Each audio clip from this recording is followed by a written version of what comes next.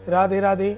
त्रिनेत्र भाग्य में आप सभी का स्वागत है और मैं हूं आपके साथ आचार्य पुष्पेंद्र शास्त्री। कहते हैं कि कोई तन दुखी, कोई मन दुखी, कोई धन बिन रहते उदास, थोड़े थोड़े सब दुखी, सुखी प्रभु के दास।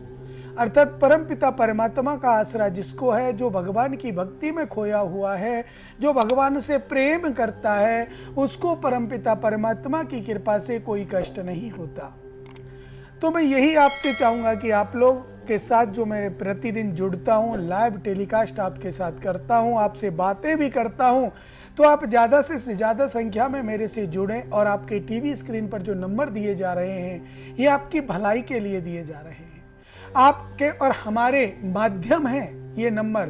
तो इन पर आप कॉल कीजिए और सीधा हमसे जुड़िए और जानिए अपने जीवन में, अपने जीवन के रहस्यों के बारे में।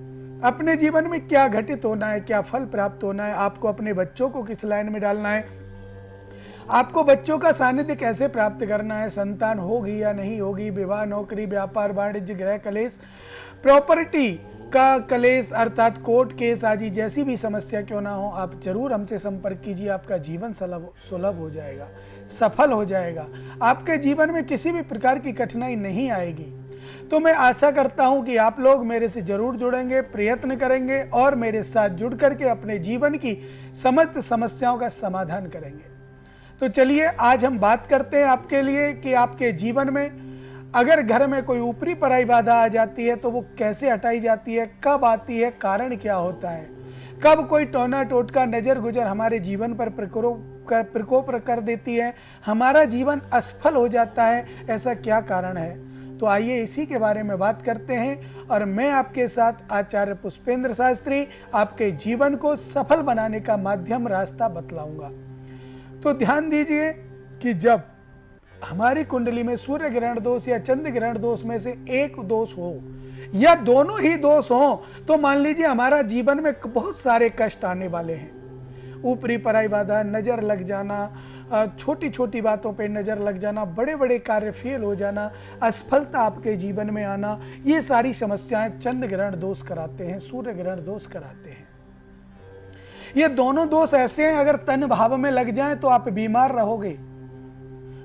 इतनी बीमारी आपको लग जाएगी कि आपका कोई ना कोई अंग खराब हो सकता है, अंग विकार शरीर में हो सकता है। तो इसके लिए आपको करना क्या है, इनका उपाय कराना है, समाधान कराना है और कुंडली का आंकलन कराना है। अगर धन भाव में इनमें से कोई एक ग्रह विराजमान हो और एक ग्रह के साथ ही अगर ये दोष लगा हुआ हो या दोनों ग्रह के साथ दोष लगा हुआ हो, तो आपका धन की हानि होती है, धन एकत्रित नहीं कर पाते, बरकत घर में नहीं होती, कब आया कब चला गया वो धन निकल जाता है, उसका कोई भी महत्व आपके जीवन में नहीं रहता है।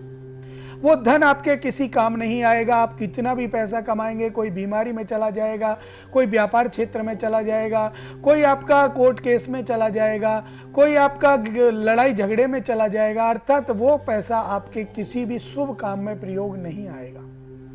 इसीलिए हमें दान करते रहना चाहिए। दान करने से धन बढ़ता है, कभी घटता नहीं है, ये ध्यान रखना। हम दान करते हैं 100 रुपए का, हमें 1000 रुपए भगवान देने का प्रयास करता है, कहीं ना कहीं से 1000, 1200, 1500, 2000 रुपए आपको मिल जाते हैं, ज्यादा भी मिल जाते हैं। 10% अगर आप दान करते हैं तो 90% आपको मिलता है, दोनों मिलकर के 100% आपका हो जाता है।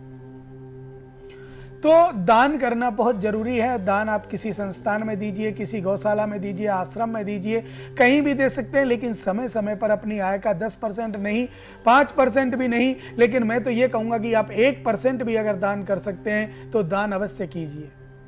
देखिए एक उदाहरण देता हूँ मैं आपको। एक कुआं था, कुआं जिसमें पानी भरा हुआ था। कुआं पानी पूरा गांव उसमें से पीता, पूरा गांव दूर दूर से लोग उसमें पानी के लिए आते, बहुत सुंदर पानी था। अब जब तक लोग उसमें से पानी पिया करते थे तो वो कुआं बहुत शुद्ध पानी आपको दिया करता था। लेकिन घरों में जब लोगों के पानी लग गए, समरसेल मोटर लग गई, आरओ लग गए, तो उस कुएं पे जाना लोगों ने बंद कर दिया। अर्थात उस कुएं से कोई भी बंदा पानी के लिए नहीं जाता था। लगभग 4 से 5 महीने, 6 महीने हो गए, साल भर हो गई, पानी लेने कोई बंदा नहीं गया, तो वो पानी दूषित हो गया। और दूषित पानी जब हो गया तो वो पीने योग्य नहीं रहा। तो यही प्रकार है, अगर धन में से अगर हम दान स्वरूप नहीं निकालेंगे तो वो धन दूषित हो जाता है, वो कोर्ट केस में, बीमारी में आदि में निकल जाता है। देखिए हमारे यहाँ पूजन कराने से आपको कई प्रकार के लाभ प्राप्त होते हैं। जब आप हमारे संस्थान में पूजन कराते हैं तो आपको सबसे पहले 2 या 3 चीजों का विशेष ध्यान रखना पड़ता है। घर में सबसे पहले शुद्धता का ध्यान बहुत जरूरी है। बिना शुद्धता के पूजन सफल नहीं होता है। जितने दिन हमारे यहाँ पूजन चलता है उसके बाद सामग्री आपके घर पहुंचती है, और जब तक आप सामग्री का उपाय करते हैं तब तक घर में दारू, मीट, मदिरा, ऐसी कोई भी अंडे वंडे, ऐसी कोई भी शक्ति, कोई भी भोज्य पदार्थ ऐसा नहीं आना चाहिए घर में जो अनर्गल है, जो मांसाहारी है। हमें सिर्फ शुद्ध शाकाहारी रह करके इस जीवन को जीना चाहिए, शाकाहारी रह करके ही अपने जीवन को यापन करना चाहिए। देखिए भूख मिटाने के लिए हमें क्या चाहिए? सिर्फ 2 रोटी। 2 रोटी काफ़ी है हमें भूख मिटाने के लिए, तो हम क्यों मीट खाएं, क्यों दारू पिएं? इसको करने से सिर्फ घर का नाश होता है, बरकत कभी नहीं होती है, ध्यान रखना। बड़े बड़े पैसे वाले, बड़े बड़े अच्छे पैसे वाले इस दारू के द्वारा आज मिट्टी में मिल गए हैं, मीट के द्वारा आज मिट्टी में मिल गए हैं। तो अनर्गल खर्चा हमें नहीं करना चाहिए।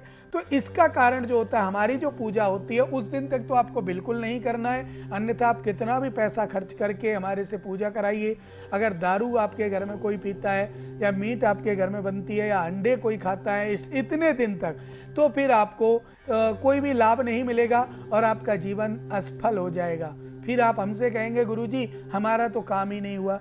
तो मैं इसीलिए पहले ही बताता हूं कि आप काम कराएं तो अपने घर में ये सब चीज़ों से थोड़ा दूर रखें। कम से कम 1.25 महीने, 1.25 महीने तक कोई भी चीज़ आपके घर में प्रवेश ना करे, ना घर का सदस्य बाहर से खा करके आए। ये ध्यान रखने वाली बात है। दूसरी बात, आपके जीवन को सफल बनाने का जुम्मा मैंने लिया है भगवान की कृपा से, और भगवान के आशीर्वाद से आपका कार्य होता है। तो आप निश्चित रूप से कोई भी चिंता ना करें, कोई भी परेशानी आपके जीवन में नहीं आएगी। आप सिर्फ और सिर्फ करें भजन, भगवान को भजें, और जो कुंडली का अंकलन आप कराएंगे उस कुंडली के अंकलन में जो दोष दिए हैं या कोई ग्रह दोष है उसका आप समाधान कराएं। जब उसका समाधान आपके जीवन में होगा तो कोई भी समस्या आपके जीवन में नहीं आएगी। और सिर्फ कुंडली का अंकलन कराना ही काफ़ी नहीं है कि आप लोग कुंडली का अंकलन करा लें और काफ़ी हो गया कि हमने तो कुंडली दिखा ली। अगर कोई कुंडली में दोष है तो उसका आप समाधान कराएं। जब तक समाधान नहीं कराएंगे आपके जीवन में जो समस्याएं हैं वो बनी की बनी रहेंगी, एज इट इज, जैसी की तैसी बनी ही रहेंगी। उनको कोई नहीं हटा सकता जब तक आप समाधान नहीं कराएंगे। और विशेष रूप से एक बात और बता दूं, जो हम बात कर रहे थे, आपके जीवन में ऊपरी पराई बाधा कब उत्पन्न होती है? आपका सूर्य कमजोर हो, पितृदोष कुंडली में हो, सूर्य ग्रहण हो या चंद्र ग्रहण दोष कुंडली में हो, तो ये जब दोष होते हैं तो कोई भी शक्ति आपके ऊपर आक्रमण कर सकती है। इसमें कोई भी संशय आपको नहीं करना चाहिए। कोई भी शक्ति आक्रमण कर सकती है, लेकिन इसके लिए आपको करना क्या है? कोई ज्यादा बड़ा कुछ नहीं करना। अपने जीवन को सफल बनाने के लिए विशेष कुछ नहीं करना, सिर्फ अंकलन कुंडली का करा करके उसका समाधान करना है। भगवान ना करे कभी आप बीमार हो जाएं, हॉस्पिटल में आप गए, लाखों रुपए हॉस्पिटल में लग गए, बहुत सारा पैसा आपका हॉस्पिटल में खर्च हो गया, लेकिन इतना पैसा खर्च होने के बावजूद फिर आप ब्राह्मणों के पास आते हैं और ब्राह्मण को पैसा देने में आप चकराते हैं। इतना पैसा क्यों? बता दिया चर्चा। देखिए जीवन में बहुत सारी समस्याएं ऐसी होती हैं कि मनुष्य अपने जीवन को सफल नहीं कर सकता। वो चाहता है मैं क्या करूं, बहुत प्रयास करता हूं और इतना प्रयास करता हूं फिर भी मुझे सफलता नहीं मिलती। उसके जीवन में चेष्टाएं बनी रहती हैं कि मैं क्या करूं। जीवन को जीने का जो सरल तरीका है वो है कुंडली का अंकलन करा के कदम को आगे बढ़ाना। भगवान तो यहां तक कहते हैं कि भक्त मेरे पग धरे वहां पे धरूं मैं हाथ, सदा संग लागत फिरूं कबहू न छोड़ूं साथ। भगवान तो यहां तक कहते हैं कि मेरा भक्त अगर मेरी तरफ एक कदम चलता है, हजारों कदम मैं उसकी तरफ चलता हूं कि कहीं उसका मन ना बदल जाए। पैर जहां रखता है उसके नीचे मैं हाथ रख देता हूं, कहीं कांटा ना चुभ जाए और मन ना बदल जाए।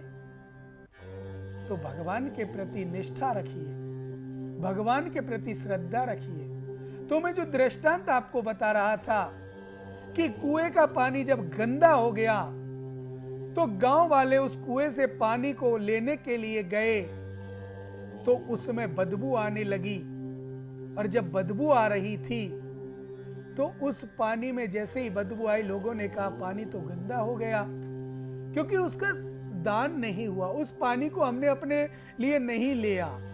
तब पानी ऊपर आता तो पानी टपकता, टपकने के साथ उसमें ऑक्सीजन जाती, ऑक्सीजन से पानी अच्छा होता, सही रहता। लेकिन काफी समय तक जब ऑक्सीजन नहीं गई तो पानी को खराब होना ही था।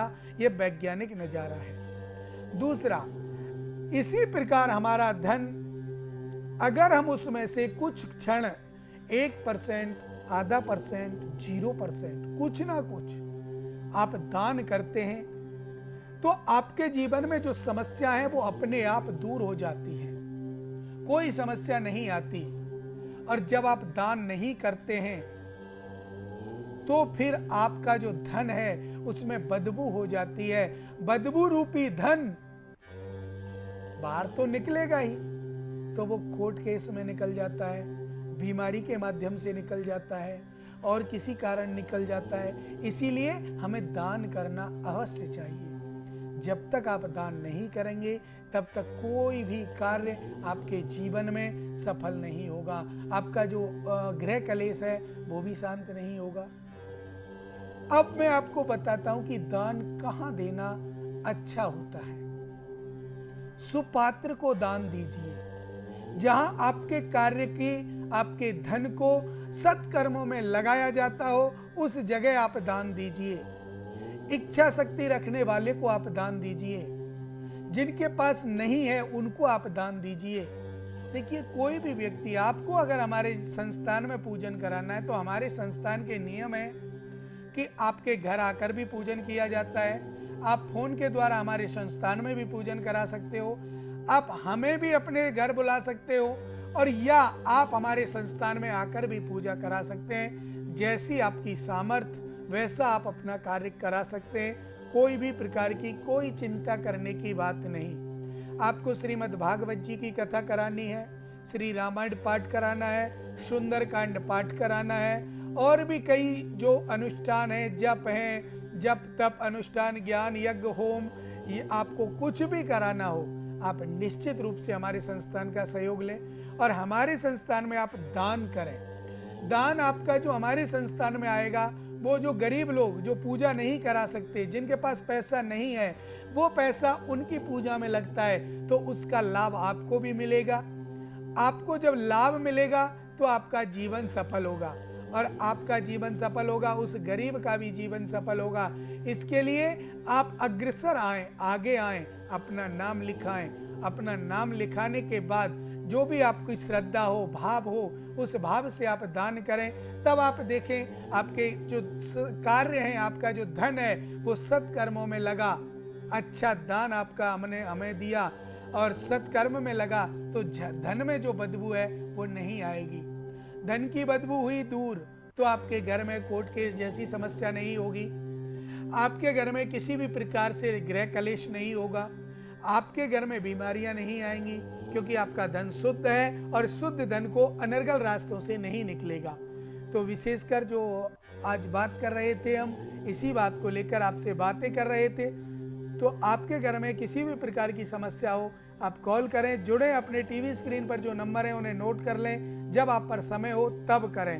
राधे। देखिए, जीवन में बहुत सारी समस्याएं होती हैं और इन समस्याओं से निजात पाने के लिए आपके पास एक ऑप्शन है, त्रिनेत्र भाग्य। आपके टीवी स्क्रीन पर जो नंबर दिए गए हैं उन पर आप कॉल कीजिए और हमसे जुड़िए। समय का अभाव होता है, अब मुझे दें इजाजत। देखते रहें त्रिनेत्र भाग्य। राधे राधे।